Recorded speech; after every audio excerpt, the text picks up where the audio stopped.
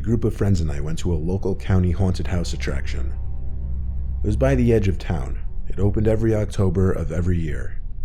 It sat right by the woods appropriately and had 3 attractions: the main haunted house, a corn maze, and a haunted trail through the woods. I guess I'll name my friends now: Rod, James, and Bud. That's not his real name, that's just his nickname.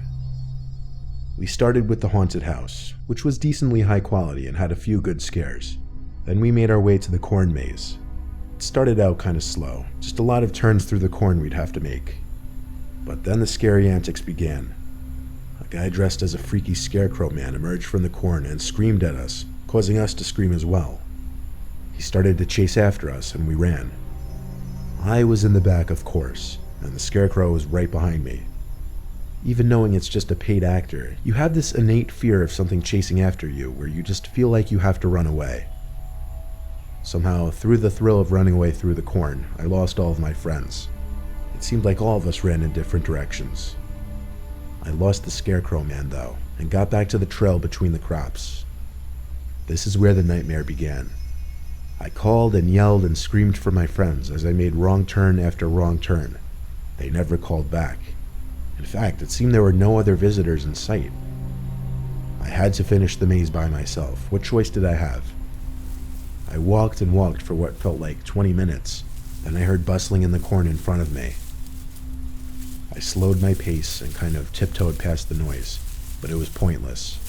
Something reached out from the corn and grabbed my wrist and squeezed it tight. I actually cried out in pain and yelled, "Stop, you're hurting me." I was actually in shock how hard this paid actor was squeezing my wrist. Then he tried pulling me into the crops. I didn't see who it was, I just saw his hand and arm, covered by a black coat sleeve and black glove. I yanked myself out from the grip and backed away as the actor came out from the crops into the path. He was wearing a heavy winter coat, black jeans, and a blank black face mask. I didn't know what the costume was supposed to be, but I literally yelled, "Go fuck yourself, you actually hurt me."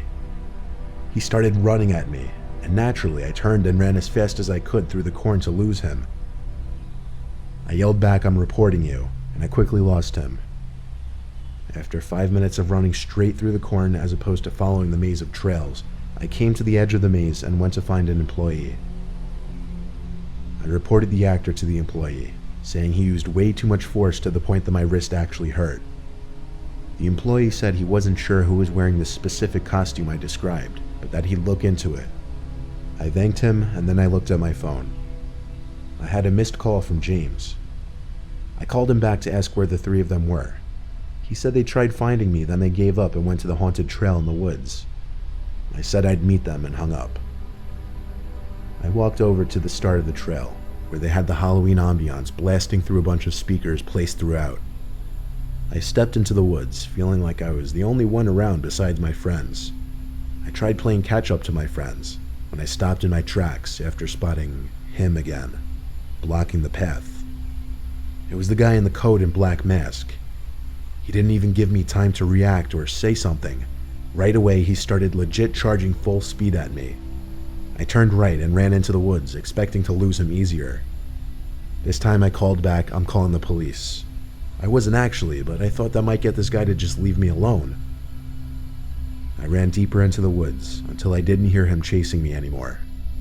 Then I sat down on the root of a tree to catch my breath. I had time to think, and one of my thoughts was, did that guy really follow me from the corn maze to here? Then I heard footsteps approaching, and of course, at that exact moment, my iPhone started ringing. I silenced my phone, but now the footsteps had stopped. I pushed myself up off the root quietly and leaned to the side to get a view past the tree. It looked clear. I started to run back towards the path of the attraction and immediately spotted him to my right. I said to myself, fuck it. I stopped and told him I'm suing the place because of him. But he didn't stop running at me. He got to me and pushed me to the floor. I didn't expect it. I was once again in shock. I got back up as fast as I could before he could get on top of me and booked it. He chased me, but when I got back to the path towards the entrance of the attraction, he stopped and turned around. I went straight to the little front office shack and asked for a manager. Some older guy greeted me, and I told him about the guy who was chasing me and attacking me. The man said they didn't have any actors wearing that specific attire, so he called the police, and eventually I got my friends to meet me where I was. I stayed to describe the happening to the police when they showed up. I didn't have any marks to show them, but they still took a report and the place was closed for the night. We all went home after that. I haven't been to any haunted attractions ever since.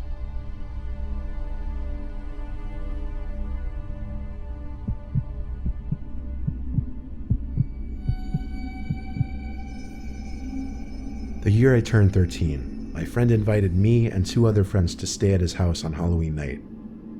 He had a fairly large house outside of our town, and it was the perfect place to go trick-or-treating. We decided it would be cool to go now to get sweets for a movie. So fast forward, we were near the end of our trick-or-treating, and at one house, a woman answered the door. She was tall and skinny with shoulder-length hair.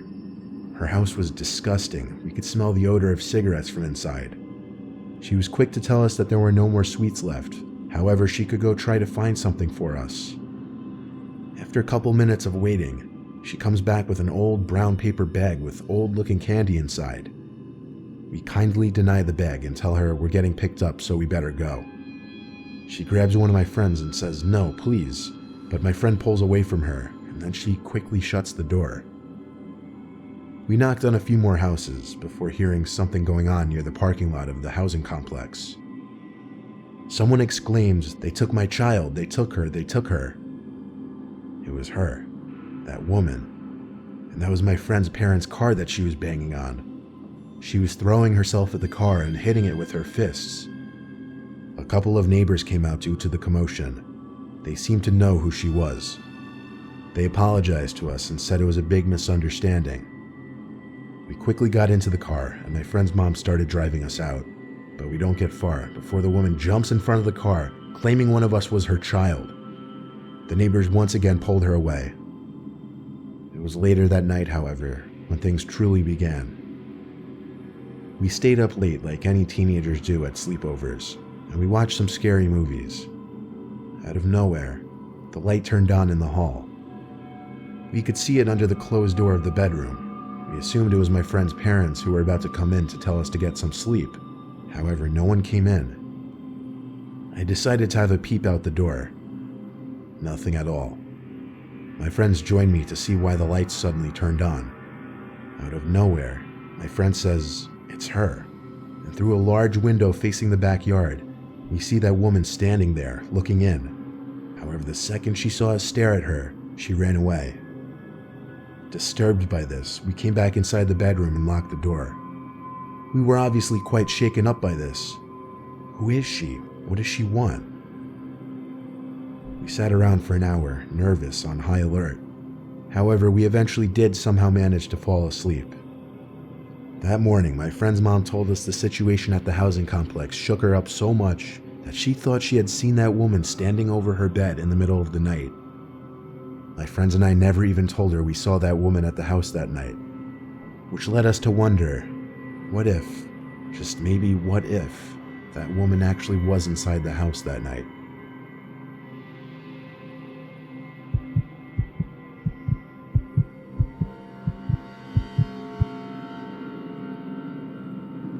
Last year, Halloween was on a Wednesday, and because of that, I was home alone. My dad works nights, and my mom was staying with her sister because our parents weren't getting along at the time. My sister was away at college, so it was just me, left to provide for the trick-or-treaters. My dad bought a couple bags of Kit Kats and told me he expected them empty by the end of the night. I don't know why, but my dad takes Halloween seriously. I didn't get home from classes until around 6, so it was already dark and the kids were out in droves. The second I dropped my bag on the couch, the bell rang, and that went on for some hours. I was getting homework done later on in the night when the trick-or-treaters had mostly gone home. It was sometime past 9 though, I remember that much, and the doorbell rang once more. It was the first time in over half an hour. I went to open the door with a near-empty bowl of Kit Kats expecting some kids, but instead it was just this lone guy, maybe 35 years old. He waved at me with a neutral expression on his face. I didn't open the storm door. I kind of just watched him, ready to shut the door on him. He stopped waving, then reached for the handle to the storm door and pulled it open. At that moment, I slammed the door shut in his face and locked it. I texted my family group chat that some old guy just tried opening the door. My dad joked that if he does it again, go outside and teach him a lesson. I decided that was it with opening the door for the night. I went back up to my room to finish my homework. Soon, I heard yelling coming from outside. I lost my patience and eventually got up to see what was going on. I slid open my window and looked down, and there was that man again down below, looking up at my window, shouting at me. He was mainly yelling that he needed help finding his son. I didn't believe him for a second. I texted my family again. My dad just said, "Ignore it, he'll go away." I left my room and shut off the light so that he'd go away. Then I went to the basement, which had no windows. I hung out down there to do my work, and all was quiet for a while. Then, flick, the power went out. My initial thought, that man outside tinkered with the electric box outside of the house. I stayed in contact with my family the whole time. After a few minutes, I heard the floorboards creaking above my head. Someone, as if I couldn't guess who, was inside the house. My mom, dad, and sister all texted me to call the cops. I stayed put in the basement as it was the safest place at this point. The cops were en route. All I had to do was wait. The basement door then opened, and we stepped down the stairs, only halfway though. Even without power, a little bit of light from the upstairs poured into the basement, enough for me to see his legs. He was standing on the middle step of the staircase. And I swear, he just stood there for like 2 minutes. I heard him mumbling stuff. I won't even pretend I could understand any of it. After the longest, most painfully uncomfortable moment of my life, the man said into the basement, "I can see you." The whole time, his legs were actually facing me. Was he actually looking at me that whole time? Still, I didn't move, nor did he. He continued to stand there until there was a bang at the front door. Then he walked up the stairs, shut the door, and I heard creaking above again. I waited 20 seconds before running upstairs to the front door. By that time, it seemed the man had left my house, because the cops couldn't find him, even with my help. Stupidly, I left the back door unlocked, so he simply let himself in. As for the power, he messed with the electric box outside, as I predicted. I don't know if he did this on Halloween intentionally, or if it was just a coincidence, but something was wrong with that man. He didn't belong out in the streets.